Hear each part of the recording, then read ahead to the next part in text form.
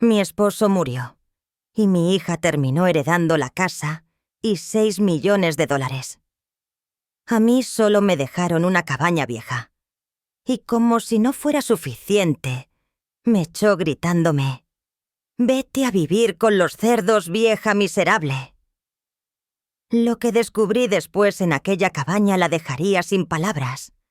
Me alegra que estés aquí para escucharme. Sigue mi relato hasta el final y cuéntame desde qué ciudad me lees. Me llamo María Eugenia, tengo 56 años. Durante 3 décadas pensé que conocía a mi familia. Creí que el amor y la lealtad significaban algo, hasta que mi esposo falleció y entendí cuán equivocada estaba. La lectura del testamento fue en el despacho del licenciado Ramírez, un hombre mayor con lentes que siempre se le resbalaban por la nariz mientras hojeaba los papeles. Yo estaba en una silla de cuero gastado con las manos apretadas sobre el regazo, intentando mantener la calma. Mi hija Camila estaba junto a mí, impecable en un traje negro carísimo que jamás le había visto antes. Su postura era tensa, expectante. Bien comenzó el licenciado Ramírez aclarando la garganta. Procederé a leer los últimos deseos de Roberto Ortega. Sentí mi corazón retumbar en el pecho. Roberto y yo habíamos compartido 25 años de matrimonio. Construimos juntos un hogar, un futuro, una vida. Naturalmente pensé que todo se repartiría con justicia, o quizá que la mayor parte me correspondería a mí, ya que Camila tenía su carrera exitosa como abogada. A mi querida esposa María Eugenia, leyó Ramírez y yo me enderecé en la silla. Le dejo la cabaña en el Camino de los Pinos junto con todo su contenido. Fruncí el ceño. La cabaña era una estructura ruinosa que Roberto había heredado de su padre hace años. Nunca la habíamos usado porque necesitaba demasiadas reparaciones. A mi amada hija Camila, continuó Ramírez, le dejo la casa familiar en la calle Nogal, todas las cuentas, inversiones y la suma de $6 millones. El mundo se me vino abajo. 6 millones. La casa donde había vivido 25 años, todo lo que habíamos construido. Camila lo había recibido todo. Y yo me quedaba con una cabaña al borde del colapso. Debe ser un error, murmuré apenas audible. Camila se volvió hacia mí con una sonrisa helada sin alma. No hay error, mamá. Papá sabía lo que hacía. El licenciado Ramírez me lanzó una mirada que rozaba la compasión. Los términos son claros, señora Ortega. Su esposo fue muy específico con sus deseos. Salimos del despacho en silencio. El sol parecía demasiado brillante, casi hiriente. En el camino de regreso, Camila no dijo una sola palabra, pero yo podía sentir su satisfacción, irradiando como fuego. Esa noche, mientras preparaba la cena, como siempre lo había hecho Camila, por fin habló. «Mamá, tenemos que hablar de tu situación de vivienda». Dejé el cuchillo sobre la tabla. «¿Qué situación? Bueno, esta es mi casa ahora y sinceramente creo que es hora de que tengas tu propio espacio». La miré esperando alguna señal de que fuera una broma. «Camila, esta ha sido mi casa durante 25 años. Aquí construí mi vida con tu padre. Papá ya no está», respondió con frialdad. «Y esta casa es mía. Tú tienes la cabaña. La cabaña no tiene luz, Camila, ni agua corriente. El techo se viene abajo». Se encogió de hombros indiferente. «Entonces tendrás que arreglarla. No, mira, no quiero que esto termine mal. Te doy una semana para empacar tus cosas». Sentí como si me hubieran dado una bofetada. «Una semana», repetí incrédula. «Una semana», insistió, y luego añadió con una sonrisa helada. «Considera esto como una oportunidad para ser independiente, mamá. Siempre dijiste que querías más tiempo para ti misma». Los días siguientes fueron un torbellino de confusión y dolor. Fui guardando mis pocas pertenencias, algunas fotos familiares, mi ropa apenas lo suficiente para llenar 2 maletas. Camila vigilaba todo con la precisión de un halcón, asegurándose de que no tocara nada que considerara valioso. «Eso no va contigo», dijo cuando intenté llevarme el juego de porcelana que había pertenecido a mi madre. «Era de mi madre Camila y ahora es parte de mi herencia», protesté. «Eso viene con la casa», sentenció sin mirarme. El último día, mientras acomodaba mis maletas en mi viejo Nissan, Camila salió al umbral. Vestía un atuendo de diseñador y joyas que jamás le había visto. «Espero que entiendas que esto no es personal, mamá», dijo, aunque su voz destilaba todo lo contrario. Papá obviamente tenía sus razones para hacer esto. «¿Y cuáles crees que fueron esas razones?», pregunté con la voz quebrándose. Camila se acercó. Por un segundo creí que al fin mostraría algo de humanidad, pero su rostro se endureció aún más. Tal vez porque finalmente comprendió que siempre fuiste una carga, siempre dependiendo de él. Nunca aportaste nada. Quizás quiso asegurarse de que yo, que sí hice algo con mi vida, tuviera lo que merezco. Sus palabras me atravesaron como cuchillos. «Camila, sacrifiqué mi carrera para criarte. Dejé mi trabajo para ser ama de casa porque tú y tu padre lo pidieron. Nadie te obligó a hacer nada, mamá. Fueron tus decisiones». Subí al coche con las manos temblorosas. Camila permaneció en la entrada observando cómo me alejaba de la única casa que había conocido en mi vida adulta. Cuando llegué a la cabaña, el sol ya caía. Se veía peor de lo que recordaba: pintura descascarada, ventanas rotas, la escalera del porche tambaleándose. Pero era lo único que tenía. Esa primera noche tendida en el suelo sobre una manta vieja, mirando las estrellas a través de un agujero en el techo, lloré como no lo hacía desde niña. No lloré solo por la pérdida de mi hogar, sino por la hija que creí conocer. ¿Cómo habíamos llegado a esto? ¿Cómo la niña que crié con tanto amor, que abracé en cada miedo y cuidé en cada enfermedad, podía ser ahora tan cruel? Mientras las lágrimas se secaban en mi rostro y el silencio del bosque me envolvía, una pequeña chispa se encendió en mi interior. No era ira, no todavía. Era determinación. Si Camila pensaba que me rendiría, si creía que me quebraría, estaba muy equivocada. No tenía idea de lo que estaba por descubrir en aquella cabaña desvencijada. No podía imaginar que mi vida estaba a punto de cambiar para siempre. Los primeros días allí fueron los más duros de mi existencia.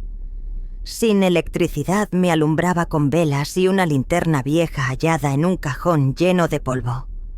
Sin agua corriente, debía caminar casi 1 kilómetro hasta un pozo, que aún funcionaba cargando cubetas cada vez más pesadas. Mis manos, antes suaves por una vida cómoda en los suburbios, pronto se llenaron de ampollas y cortes, pero ese dolor físico era nada comparado con el vacío que sentía por dentro. Al tercer día, mi hermana Elena me llamó. Su voz sonaba extraña, lejana. «María Eugenia, es cierto lo que dice Camila». «¿Qué es lo que dice?», pregunté, aunque en el fondo ya lo intuía. «Dice que atacaste al abogado cuando leyó el testamento, que gritaste y armaste un escándalo porque no te dejaron todo el dinero». El teléfono se volvió un peso muerto en mi mano. «Elena, eso es completamente falso. Yo nunca...». «También dice que la has estado acosando, exigiéndole dinero, amenazándola con contratar un abogado para impugnar el testamento». «Eso es mentira», mi voz se quebró. «Elena, soy tu hermana. Me conoces mejor que eso». Hubo un silencio largo, insoportable. No sé qué pensar, María Eugenia. Camila estaba muy alterada cuando me llamó. Dijo que tenía miedo de ti. Cuando colgué me dejé caer en el suelo de madera podrida de la cabaña y lloré hasta quedarme vacía. Camila no solo me había arrebatado mi hogar, ahora estaba destruyendo lo poco que me quedaba, mis relaciones, mi nombre, mi dignidad. Al día siguiente, mi cuñada Margarita canceló nuestra costumbre de almorzar los viernes. Creo que es mejor si tomas un tiempo para ti, María Eugenia, para reflexionar sobre todo esto. Después fue mi prima Sofía quien siempre había sido como una hermana para mí. Camila dice que has estado bebiendo mucho desde que murió Roberto. Tal vez deberías buscar ayuda. Cada llamada era una puñalada más. Camila había tejido una historia perfecta, donde yo era la villana, la viuda codiciosa y desquiciada, que no aceptaba que su difunto esposo no confiara en ella con su fortuna. Una semana después de haberme instalado en la cabaña, Camila apareció en mi puerta. Llegó en un BMW nuevo, rojo brillante con un abrigo, que seguramente valía más que mi coche entero. «Hola, mamá», saludó con una sonrisa fingida. «Vine a ver cómo te estás adaptando». La observé a través de la puerta de malla rota, intentando entender por qué estaba allí. «¿Qué quieres, Camila?» «¿No puedo visitar a mi madre?», soltó una risa hueca. «Vaya, este lugar sí que es un desastre. Mira esas ventanas y ese techo. ¿De verdad vives aquí?» «No tengo opción». «Bueno, supongo que tendrás que arreglártelas». Se acercó más y bajó la voz. «Sabes, mamá, he estado hablando con la familia sobre ti». Sentí un nudo en el estómago. «¿Qué les has estado diciendo?» «Solo la verdad, que estás muy resentida desde la lectura del testamento, que no aceptas las decisiones de papá, que has estado diciendo cosas muy feas sobre mí». «Camila, eso no es verdad. Y lo sabes». Se encogió de hombros. «La percepción es realidad, mamá. Y la percepción es que no estás manejando bien el duelo». Se dio media vuelta y caminó hacia su coche. Pero antes de subir, se giró para mirarme por encima del hombro. «Ay, mamá. Elena mencionó que podrías intentar impugnar el testamento. Solo para que lo sepas, papá trabajó con el mejor abogado del estado. Todo está blindado legalmente. Si intentas algo, solo perderás el poco dinero que te queda». Después de que se fue, me quedé mucho tiempo en esa puerta rota mirando cómo su auto desaparecía entre el polvo del camino. La realidad de mi situación me golpeó con toda su crudeza. No solo había perdido mi hogar, y a mi familia. Camila estaba destruyendo mi reputación con precisión quirúrgica.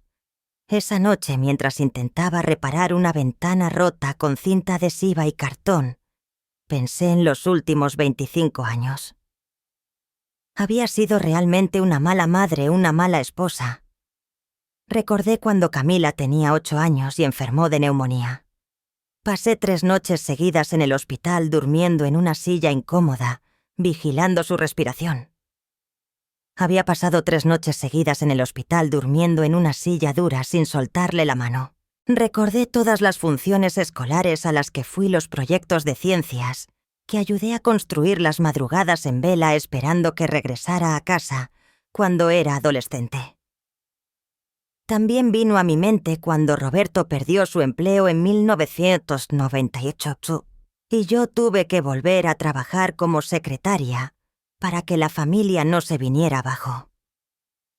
Recordé cómo dejé ese trabajo cuando él consiguió otro mejor porque dijo que era importante que alguien estuviera en casa para Camila.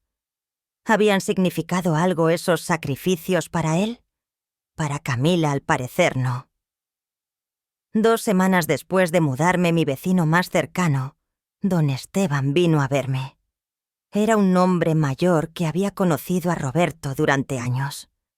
María Eugenia dijo quitándose la gorra: «Lamento mucho lo de Roberto, y más lo que te está tocando vivir ahora». «Gracias, don Esteban. He vivido aquí más de 40 años, continuó, y sé el valor de estas tierras. Tu esposo era un hombre listo, muy listo. No entendí a qué se refería en ese momento, pero sus palabras se me quedaron grabadas. Al terminar mi segundo mes en la cabaña, había bajado 7 kilos. Mis manos estaban llenas de callos ásperas y mi cabello había perdido su brillo. Nuevas arrugas marcaban mi rostro. Pero había algo más, una dureza en mi mirada, que antes no existía. Una mañana, mientras barría las astillas del porche, descubrí una llave extraña medio enterrada bajo unas tablas flojas. Era diferente a cualquier otra que hubiera visto, pesada con un diseño intrincado. La sostuve bajo el sol girándola entre mis dedos. ¿A qué puerta pertenecía? En una cabaña que creía conocer hasta el último rincón, acababa de encontrar algo completamente inesperado. Esa noche, mientras las velas titilaban a mi alrededor y el bosque crujía afuera, examiné la llave con más atención. Tenía grabados pequeños símbolos que no lograba descifrar, y algo en mi interior me decía que no era una llave cualquiera. Por primera vez en meses, sentí algo que no era tristeza, ni desesperación, curiosidad. Y bajo esa curiosidad, un sentimiento aún más peligroso: esperanza. No podía imaginar entonces que aquella pequeña llave de metal antiguo cambiaría todo. No sabía que mi vida de aislamiento estaba por transformarse en algo completamente distinto, algo que le daría a Camila una lección que jamás olvidaría. La obsesión por la llave me consumió durante días. La llevaba en el bolsillo mientras hacía las tareas básicas para sobrevivir: recoger leña, acarrear agua, tratar de tapar las goteras del techo. Cada noche, bajo la luz temblorosa de las velas, la estudiaba intentando comprender su propósito. Los símbolos me resultaban familiares, aunque no lograba recordar dónde los había visto antes. Eran delicados, minuciosos, como si los hubiera hecho un artesano experto. La llave misma tenía un peso distinto, hecha de un metal que no parecía bronce común. Al cuarto día de haber encontrado la llave, decidí inspeccionar la cabaña a fondo. Durante los meses que llevaba viviendo allí, había estado demasiado ocupada, tratando de sobrevivir, para dedicarme a explorarla en serio. Ahora, con aquella llave como motor, comencé a buscar cualquier cerradura, compartimento o escondite que pudiera corresponderle. Empecé por el sótano, un espacio húmedo y cubierto de telarañas que había evitado hasta entonces. Con mi linterna en mano y una determinación renovada, bajé por las escaleras de madera que crujían siniestramente bajo mi peso. El sótano era más amplio de lo que esperaba, extendiéndose bajo toda la estructura de la cabaña. Las paredes eran de piedra tosca y el suelo de tierra apisonada. En una esquina había una pila de cajas viejas cubiertas de polvo. En otra, herramientas oxidadas colgaban de clavos torcidos en la pared. Fue entonces cuando la vi: una pequeña puerta metálica empotrada en la pared del fondo, casi oculta tras una estantería desvencijada. Mi corazón comenzó a latir con fuerza mientras me acercaba. La puerta tenía una cerradura diminuta y ornamentada con los mismos símbolos grabados que había visto en la llave. Con manos temblorosas saqué la llave del bolsillo y la introduje en la cerradura. Encajó a la perfección. El mecanismo giró con un clic suave. A pesar de los años que debía de llevar cerrada la puerta, se abrió revelando un espacio reducido como una caja fuerte incrustada en la pared. Dentro había un sobre grueso de papel manila y una cajita metálica. Tomé ambos con cuidado y subí las escaleras con el corazón latiendo entre la expectativa y el miedo. Ya arriba, bajo la luz más decente que pude conseguir, abrí primero el sobre. Contenía documentos legales que al principio no comprendí. Había que leer escrituras de propiedad, mapas topográficos y papeles con sellos oficiales del Estado.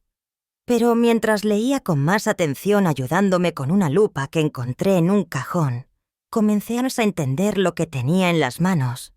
Eran derechos mineros, permisos de extracción, para toda la tierra donde se encontraba la cabaña. No se limitaban a la pequeña parcela visible, abarcaban más de 200 acres, que se extendían hasta las colinas. Mi respiración se aceleró. Según los documentos fechados en la década de 1920, la familia de Roberto había poseído esos derechos por generaciones. Más aún, había un informe geológico reciente, fechado apenas 2 años antes de su muerte. El informe indicaba depósitos significativos de cuarzo, de alta calidad, y posibles vetas de piedras semipreciosas. Pero lo que realmente me dejó sin aliento fue la última página, una oferta de compra de una compañía minera por los derechos de extracción. La oferta había sido hecha 6 meses antes de que Roberto muriera, pero según una nota manuscrita en el margen, él la había rechazado. Esperaré el momento adecuado, había escrito con su letra firme y familiar. Con manos temblorosas abrí la cajita metálica. Dentro había una carta sellada con mi nombre escrito en la letra de Roberto. Mi querida María Eugenia, comenzaba la carta. Si estás leyendo esto, significa que encontraste lo que dejé para ti. Espero que Camila no haya sido demasiado cruel, aunque conociendo su carácter, es probable que sí lo haya sido. Tuve que detenerme para secar las lágrimas que caían sobre el papel. Sé que te preguntarás por qué hice las cosas de esta manera, continuaba. ¿Por qué le dejé la casa y el dinero a Camila mientras que a ti te dejé esta cabaña que parece no valer nada? La respuesta es simple. Te conozco, María Eugenia. Conozco tu fuerza, tu capacidad para resistir, para salir adelante incluso en los momentos más duros. Camila nunca tuvo que pelear por nada. Siempre lo tuvo todo servido en bandeja, y me temo que eso la convirtió en alguien que ya no reconozco, ambiciosa, manipuladora, incapaz de sentir verdadera compasión por los demás. Si te hubiera dejado todo directamente, ella habría encontrado la forma de quitártelo por las buenas o por las malas. Mi respiración era irregular mientras continuaba leyendo. Pero tú, mi amor, tienes algo que Camila jamás tendrá: fortaleza interior. Sabía que si alguien podía resistir en esa cabaña el tiempo suficiente para descubrir este secreto, serías tú. Considera esto una última prueba, una que Camila nunca habría superado. Los derechos mineros de esta tierra valen mucho más que la casa y el dinero que le dejé a Camila, pero más que eso, representan tu libertad, tu independencia, la oportunidad de vivir el resto de tu vida bajo tus propios términos, sin depender de nadie. Hay más documentos en la caja fuerte del banco, en una caja de seguridad a tu nombre. El número está al dorso de esta carta. Úsalo con sabiduría. Te amé durante todos nuestros años juntos, María Eugenia. Siento haberte puesto a prueba de esta manera, pero sabía que eras lo suficientemente fuerte para superarlo. Ahora vive por los dos. Al final de la carta había un número 247. Me quedé sentada en el suelo de la cabaña durante largo rato leyendo y releyendo sus palabras. Roberto había planeado todo. El testamento que me había parecido tan cruel, tan injusto, era en realidad su forma de protegerme de Camila y al mismo tiempo darme algo que ella jamás podría tocar. Pero había algo más en esas líneas que me dejó una sensación punzante de amor y dolor. Me conocía lo bastante bien como para saber que sobreviviría a esta prueba, y conocía a Camila lo suficiente como para anticipar su traición. ¿Cuánto tiempo había sabido que nuestra hija podía ser tan despiadada? Al ver con claridad la persona en la que ella se había convertido por primera vez en meses, no me sentí derrotada, ni abandonada, ni traicionada. Sentí algo que creía perdido poder. Camila pensaba que me había destruido. Creía que había ganado, que por fin se había librado de la madre que veía como una carga, pero no tenía idea de lo que en verdad había heredado.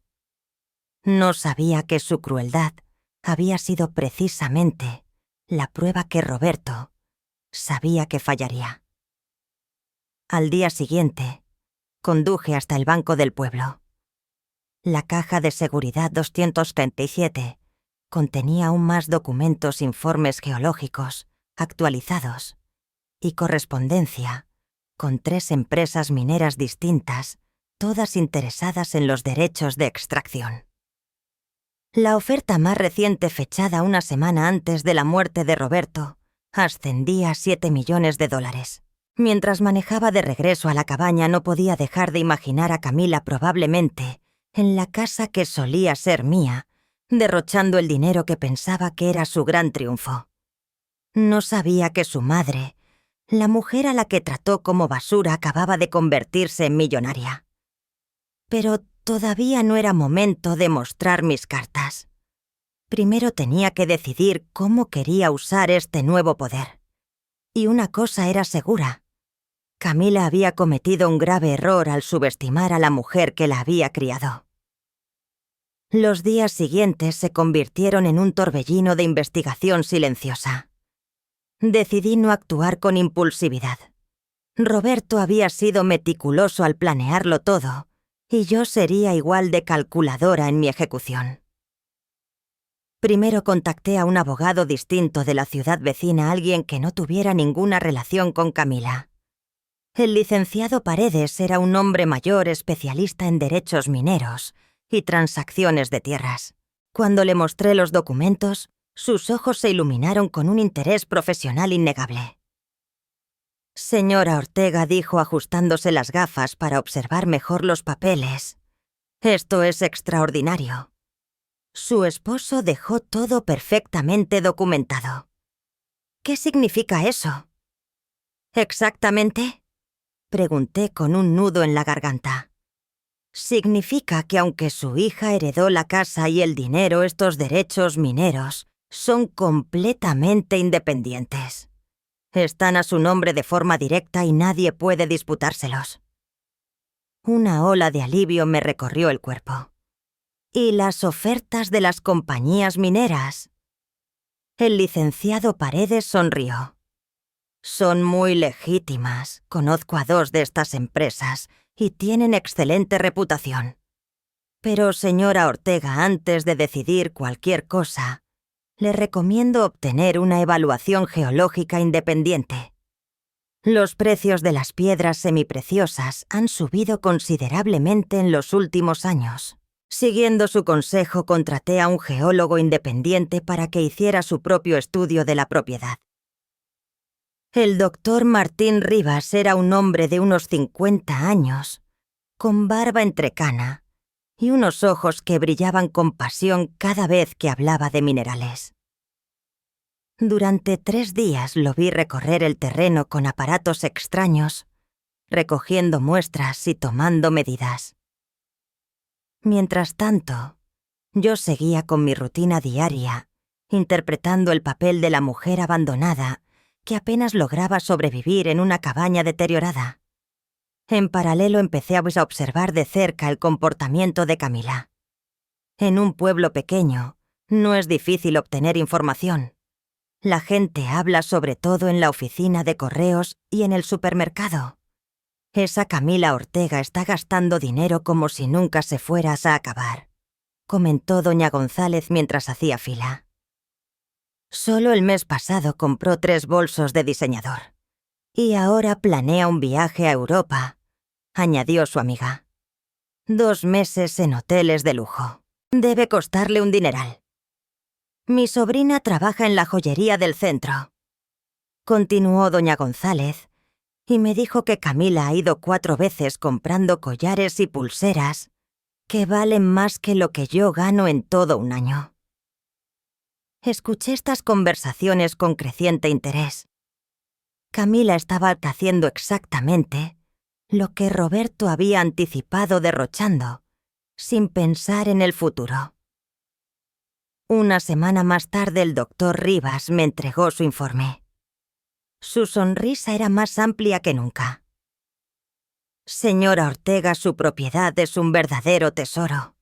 Los depósitos de cuarzo son extensos y de altísima calidad, pero eso no es lo más impresionante. ¿Qué más encontró?, pregunté, conteniendo la respiración. Amatista. Muchísima amatista de calidad gema. Y algo aún mejor, turmalina verde. Los indicios que hallé sugieren depósitos muy significativos.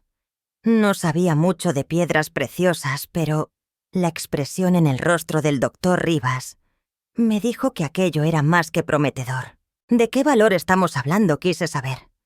Conservadoramente diría que los derechos de extracción podrían valer entre 10 y 15 millones de dólares. Tal vez más si las vetas de turmalina son tan grandes como sospecho. 15 millones de dólares, 3 veces más de lo que Camila había heredado. Y eso siendo cautelosa con las cifras. Esa noche, mientras cenaba algo sencillo a la luz de las velas, no pude evitar sonreír. Roberto había sabido exactamente lo que hacía. Había transformado lo que parecía mi humillación en la victoria más grande de mi vida. Pero mi investigación no terminó ahí. Empecé a observar con más atención las actividades de Camila, no por despecho, sino con una curiosidad calculada. Una tarde, mientras realizaba unas transacciones menores, en el banco escuché una conversación que me resultó muy reveladora. Camila estaba en la ventanilla contigua y su voz era lo suficientemente alta como para que cualquiera pudiera oírla. «Necesito transferir otros 50.000 a mi cuenta de inversiones», le decía al cajero. «Y también requiero información sobre préstamos contra mi herencia. Tengo gastos importantes en camino». Préstamos contra su herencia. Eso significaba que ya estaba gastando más de lo que tenía disponible en el momento. Cuando se fue, esperé unos minutos antes de dirigirme al mismo cajero. Era joven, quizá nuevo en el puesto, y se le veía un poco nervioso. «Disculpe», le dije con mi tono más maternal, pero la mujer que acaba de salir. «¿No es Camila Ortega?» «Creo que podría ser familiar mía». «Oh, sí. La señora Ortega ha estado muy activa últimamente con todas sus operaciones», respondió. «¿Operaciones? Bueno, no debería comentar sobre otros clientes», dijo, pero luego se inclinó hacia mí como si fuera a compartir un secreto. «Pero entre usted y yo, nunca había visto a alguien gastar dinero tan rápido. Retiros grandes casi todos los días. Aquello era información valiosa. Camila no solo estaba dilapidando el dinero de Roberto, sino que lo hacías a un ritmo insostenible». Unas noches después, mientras revisaba por enésima vez los documentos de Roberto, encontré algo que había pasado por alto, una pequeña nota escrita al margen de uno de los informes geológicos más antiguos. Camila nunca tuvo paciencia para lo que realmente importa. Siempre quiso gratificación inmediata. María Eugenia, en cambio, entiende el valor de esperar el momento justo. Roberto había comprendido a nuestra hija mejor de lo que yo creía. Había visto su naturaleza impulsiva, su necesidad de obtenerlo todo al instante, y había usado esa debilidad como parte de su plan. Al día siguiente, decidí hacer una visita al pueblo. Llevaba semanas sin salir salvo para lo imprescindible. Pero ahora tenía curiosidad por ver cómo Camila manejaba su flamante riqueza. La encontré en la boutique más cara del lugar, probándose un abrigo que seguramente costaba más que todo lo que yo había gastado en ropa en los últimos 5 años. «¿Qué te parece este?», le preguntaba a la dependienta girando frente al espejo. «Es para mi viaje a París el próximo mes. Le queda preciosa, señora Ortega», comentó la dependienta. «Y tenemos unos zapatos que combinarían perfectamente». Desde mi escondite tras un estante de bufandas, observaba a Camila sin que me viera. Su comportamiento lo decía todo. Compraba de forma compulsiva escogiendo los artículos más caros, sin siquiera mirar las etiquetas. Era como si intentara llenar con objetos un vacío que ni ella misma comprendía. Cuando salió de la tienda con 3 bolsas enormes, la seguí a distancia prudente. Su siguiente parada fue una agencia de viajes donde permaneció más de 1 hora, planeando lo que parecía ser unas vacaciones excesivamente lujosas. Después entró en la oficina de un corredor de bienes raíces. A través del ventanal la vi hojeando folletos de casas claramente fuera de su alcance, incluso con la herencia. Era fascinante y a la vez patético. Camila se comportaba exactamente como alguien que había ganado la lotería sin saber manejar una fortuna repentina. Tomaba decisiones impulsivas que tarde o temprano la llevarían al desastre financiero. Esa noche de regreso en mi cabaña, hice algunos cálculos básicos basados en lo que había observado y escuchado.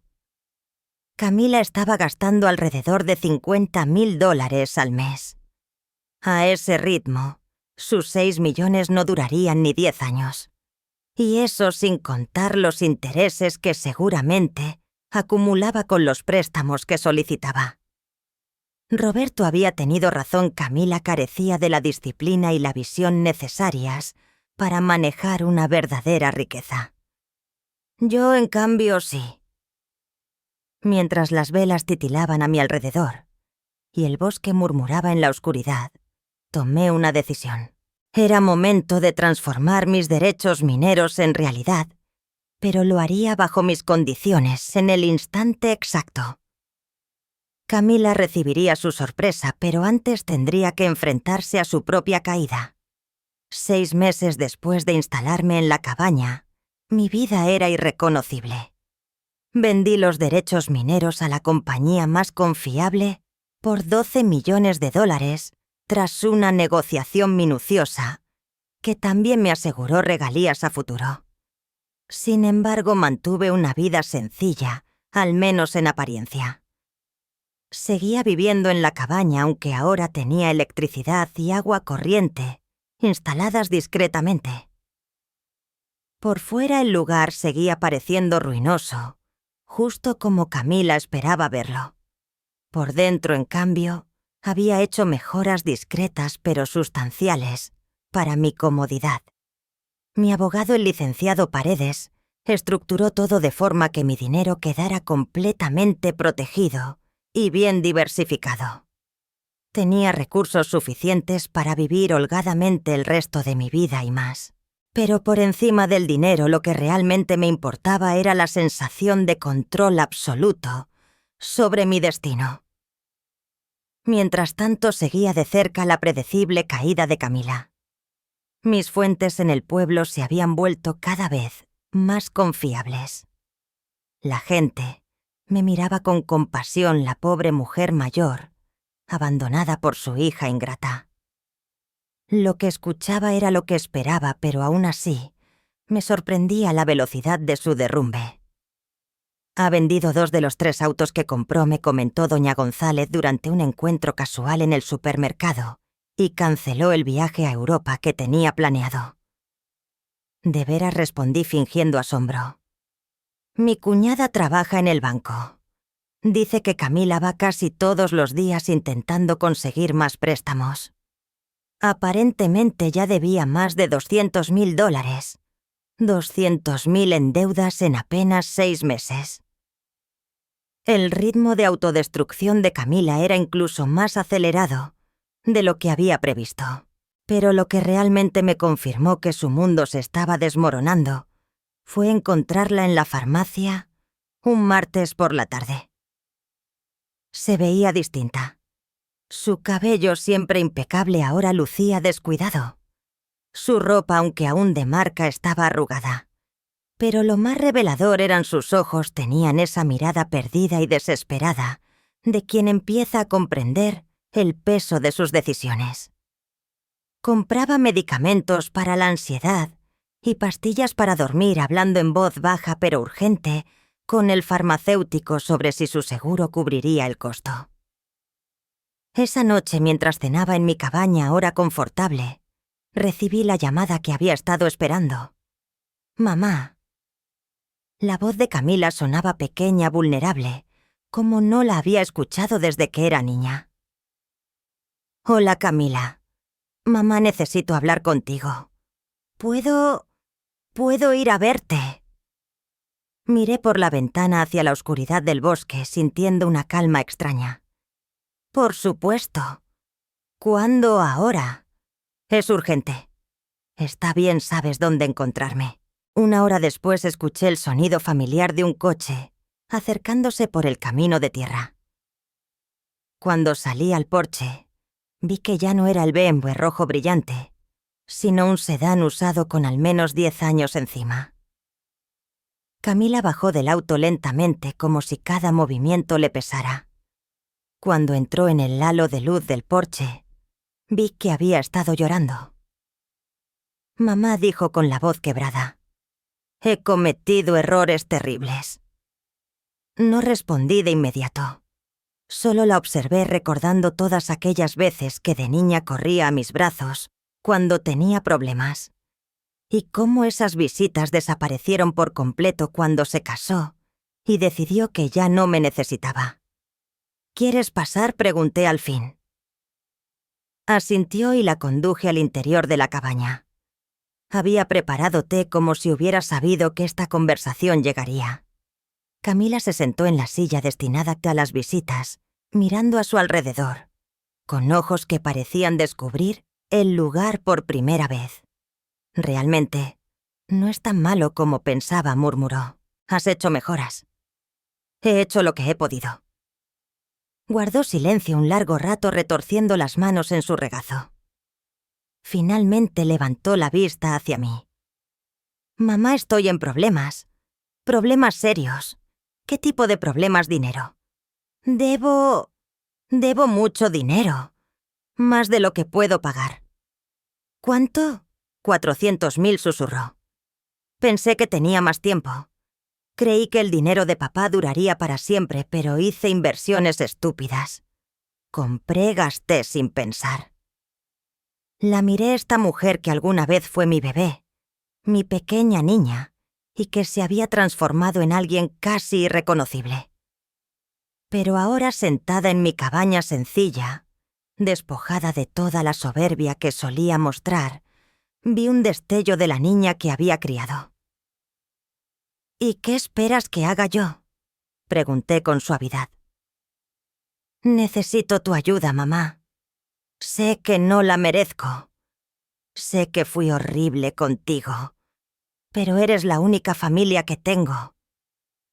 Las lágrimas comenzaron a correr por sus mejillas, y por un momento, mi corazón se ablandó. Era mi hija al fin y al cabo. La niña que crié, que amé sin condiciones, a pesar de todo el dolor que me había causado. «Camila», dije con calma, «hace 6 meses me dijiste que me fuera a vivir con los cerdos. Me llamaste vieja pobre, me humillaste frente a la memoria de tu padre y me echaste de la única casa que había conocido como hogar. Lo sé, mamá. Lo sé, y me arrepiento tanto. Me quitaste mis fotografías familiares, mi ropa, hasta el juego de porcelana que perteneció a mi madre. Dijiste que nunca había portado nada, que siempre fui una carga. Cada palabra que pronunciaba la golpeaba. Podía verlo en su rostro, en cómo se encogía con cada recuerdo de su propia crueldad. Y ahora continué, vienes a esta cabaña que considerabas indigna de ti, a pedirme ayuda. Dime, Camila, ¿qué ha cambiado? De repente soy una buena madre, solo porque necesitas dinero». «No, mamá, no es eso». Su voz temblaba. «Me he dado cuenta de lo que hice. He tenido tiempo para pensar, para ver cómo traté a la única persona que siempre me amó sin condiciones». Sus palabras sonaban sinceras y una parte de mí quería creerlas. Pero otra parte, la que había soportado meses de humillación y abandono, Recordaba demasiado bien el dolor. ¿Sabes lo que he aprendido viviendo aquí, Camila?, le pregunté. He aprendido que puedo sobrevivir sin ti. He aprendido que no necesito la aprobación de nadie para valer. He aprendido que a veces las personas que más nos hieren son las que menos lo merecen. Mamá, por favor, te pagaré. Cuando resuelva mis problemas te devolveré todo lo que me prestes. Con intereses. ¿Con qué dinero me pagarás? Camila, pregunté con calma. Según lo que he oído, has gastado casi toda tu herencia. ¿Qué te hace pensar que podrás cubrir deudas por $400.000? Guardó silencio. Las dos sabíamos que no tenía respuesta. Me levanté y caminé hacia la ventana mirando la oscuridad del bosque. Durante meses había imaginado este momento, el día en que Camila regresaría, arrastrándose pidiendo mi ayuda. En mis fantasías yo había sido fría, implacable, dándole una probada de su propia medicina. Pero ahora que la veía rota y desesperada, mis sentimientos eran más complejos de lo que jamás pensé. Mamá. Su voz era apenas un susurro suplicante. Sé que no tengo derecho a pedirte nada, pero si no consigo este dinero voy a perderlo todo. La casa, mi despacho, todo. Me giré para enfrentarla. ¿Y por qué debería importarme eso, Camila? Cuando tú lo tenías todo y yo no tenía nada, ¿te importó mi bienestar? No susurró. Y me odio por eso. Había llegado el momento de decidir qué clase de persona quería ser. Podía actuar como Camila había sido conmigo, cruel, despiadada, sin compasión. O podía ser la mujer que Roberto siempre vio en mí, fuerte, pero capaz de mostrar misericordia cuando era justa. Camila, dije, al fin voy a hacerte una oferta. Una sola oferta. Sus ojos se iluminaron con una esperanza desesperada. Te ayudaré a salir de tus deudas, pero no como un regalo. Será un préstamo con términos muy específicos. Lo que quieras, mamá. Acepto cualquier condición. Sonreí, pero no era una sonrisa cálida. Todavía no has escuchado los términos. Me senté frente a ella observando cómo me miraba con esa mezcla de esperanza y terror que tanto había esperado ver. Durante meses había soñado con este instante, y ahora que estaba aquí, sentí una paz profunda que no había conocido en años. Estos son mis términos, comencé con voz firme y clara. Te prestaré $500.000 para cubrir tus deudas y darte un pequeño margen para empezar de nuevo. Mamá, eso es más de lo que esperaba. Levanté la mano para silenciarla. No he terminado, dije con firmeza. El préstamo será con un interés anual del 5% a pagarse en 10 años. Eso es más generoso que cualquier banco. Asintió con ansiedad. Acepto. Claro que acepto. Pero hay más condiciones. Durante los próximos 5 años trabajarás para mí. La vi parpadear sorprendida, pero continué. Vendrás aquí cada sábado y me ayudarás con el mantenimiento de la propiedad, la limpieza, lo que necesite. Sin quejas, sin excusas. Vi cómo su rostro cambiaba apenas, pero terminó asintiendo. Está bien. Y cada vez que vengas me hablarás con respeto. Nada de esos comentarios despectivos o condescendientes que me lanzabas antes. Me tratarás como a la madre que siempre fui, no como al estorbo que decidiste que era. Sí, mamá. Finalmente me levanté y caminé hacia mi escritorio. Quiero que escribas una carta, una disculpa completa por todo lo que me hiciste. No es para mí, sino para ti misma, para que entiendas lo que has hecho. Y quiero que la leas en voz alta ante toda la familia en la próxima reunión navideña. Camila palideció. Mamá, eso es humillante. Humillante la miré directo a los ojos. ¿Te parece humillante disculparte por humillar a tu propia madre? ¿Por echarme de mi hogar y difundir mentiras sobre mí ante todos? Bajó la mirada avergonzada. No, tienes razón. Lo haré. Bien. Entonces tenemos un acuerdo. Al día siguiente transfirió el dinero a mi cuenta. Ver su alivio al poder pagar sus deudas me dio una satisfacción extraña. No porque disfrutara ayudarla, sino porque yo tenía ahora el control absoluto. El primer sábado que vino a trabajar, llegó con jeans y una camiseta vieja, algo que no le veía usar desde hacía décadas. Sin sus ropas caras, ni su actitud arrogante, se parecía más a la hija que recordaba. «¿Qué necesitas que haga?», preguntó con un tono respetuoso, que no escuchaba de su boca en años. «Ayúdame a limpiar el cobertizo trasero. Estoy reorganizando algunas cosas». Trabajamos en silencio durante la primera hora. Podía ver que le costaba adaptarse al trabajo manual. Sus manos delicadas no estaban hechas para eso, pero no se quejó. Mamá dijo finalmente mientras movíamos unas cajas viejas: «¿Puedo preguntarte algo?». «Claro. ¿Cómo conseguiste el dinero para prestarme? No entiendo cómo pudiste ahorrar tanto siendo... Pobre terminé por ella». Se sonrojó. No quise decirlo así. Sonreí, pero esta vez sin crueldad. «Camila, hay muchas cosas sobre mí que nunca supiste. Muchas cosas que nunca te interesó preguntar.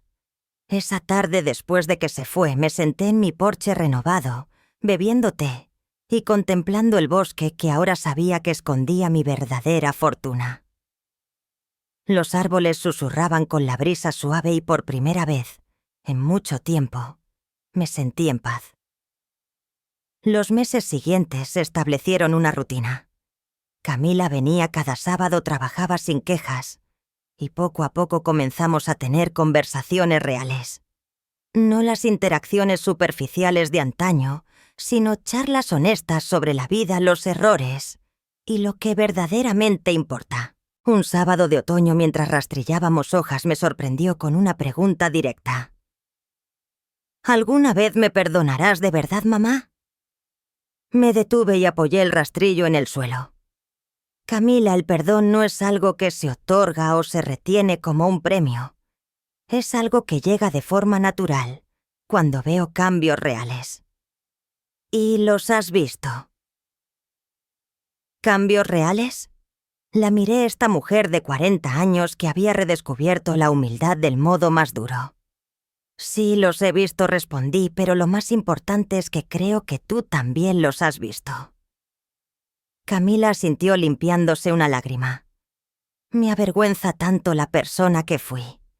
«No te avergüences del pasado, Camila. Úsalo para ser mejor en el futuro». Llegó la Navidad y con ella la primera reunión familiar desde mi exilio. Camila había cumplido su promesa. Escribió una carta completa disculpándose no solo conmigo, sino también con toda la familia por las mentiras que había propagado sobre mí. Cuando la leyó en voz alta en la sala de mi hermana Elena con todos presentes, el silencio fue absoluto.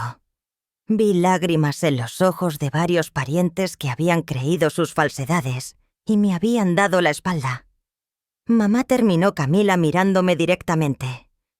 «No merezco tu perdón, pero espero algún día ganármelo». Después de la cena, Elena se me acercó con los ojos llenos de arrepentimiento. «María Eugenia, no puedo creer que fuimos tan ingenuos. Debimos conocerte mejor». «La gente cree lo que quiere creer», respondí con calma. «Lo importante es que ahora conocen la verdad».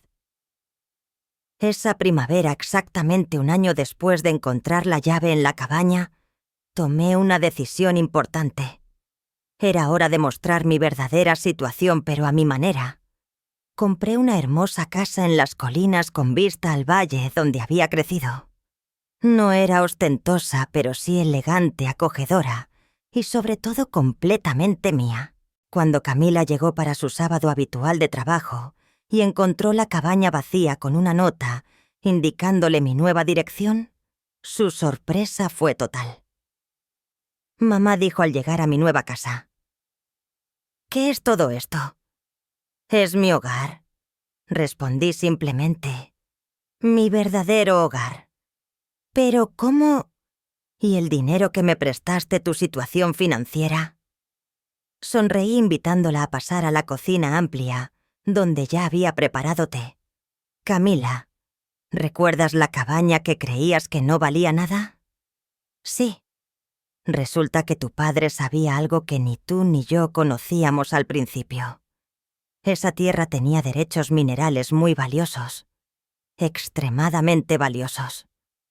Vi cómo asimilaba la información, cómo su expresión pasaba de la confusión a la comprensión y finalmente a algo que solo puedo describir como asombro mezclado con respeto.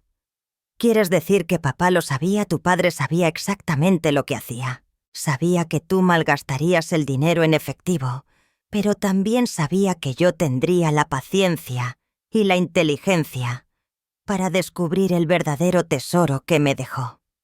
Camila permaneció en silencio largo rato. Finalmente alzó la vista hacia mí. «Entonces, nunca necesitaste mi dinero». «No. Pudiste haberme dejado sufrir las consecuencias de mis actos». «Sí pude». «¿Por qué no lo hiciste?» Me acerqué y puse mi mano sobre la suya. «Porque a pesar de todo sigues siendo mi hija. Y porque creí que la persona que alguna vez fuiste todavía estaba dentro de ti». Las lágrimas comenzaron a rodar por sus mejillas. «No lo merezco.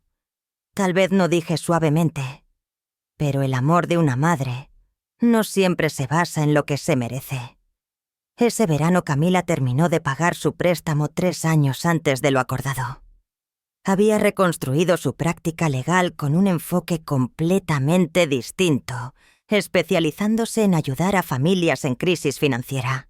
Decía que era su forma de devolverme lo que había aprendido. Mamá me dijo un sábado, mientras trabajábamos juntas en mi nuevo jardín: «¿Alguna vez te preguntas qué habría pasado si papá hubiera repartido todo de manera equitativa desde el principio?» Reflexioné sobre su pregunta mientras plantaba rosales junto al sendero de entrada. «Creo que tu padre nos conocía mejor de lo que nosotras mismas nos conocíamos», respondí al fin. Sabía que yo necesitaba descubrir que podía salir adelante por mi cuenta, y sabía que tú tenías que aprender que el dinero sin sabiduría no vale nada. ¿Y crees que lo logramos?» Miré a mi hija. Ya no veía en ella a la mujer arrogante y cruel que había sido, sino a alguien que a base de tropiezos había encontrado humildad y gratitud. Pensé en mi propio camino de ser aquella mujer destrozada que fue echada de su hogar a convertirme en la mujer independiente y próspera que ahora era. «Sí», dije con una sonrisa mientras el sol de la tarde bañaba mi jardín con tonos dorados. «Creo que finalmente lo logramos». Esa noche, sentada en mi terraza, mientras las luces del valle titilaban a lo lejos, pensé en el año extraordinario que había vivido. Había perdido a una familia que me daba por sentada y había ganado el respeto de una hija que por fin había aprendido a valorarme. El timbre de mi teléfono interrumpió mis pensamientos.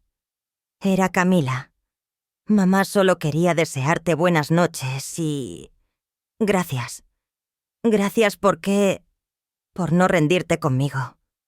Por ver algo en mí que yo no veía». Tras colgar, permanecí sentada en el silencio de la noche, sintiéndome más plena que en muchos años. Roberto había tenido razón. Yo era más fuerte de lo que cualquiera imaginaba, incluso yo misma. Y entendí con claridad absoluta que a veces la mayor victoria no es conseguir lo que uno desea, sino descubrir que siempre has tenido dentro de ti todo lo necesario para ser feliz. Amén.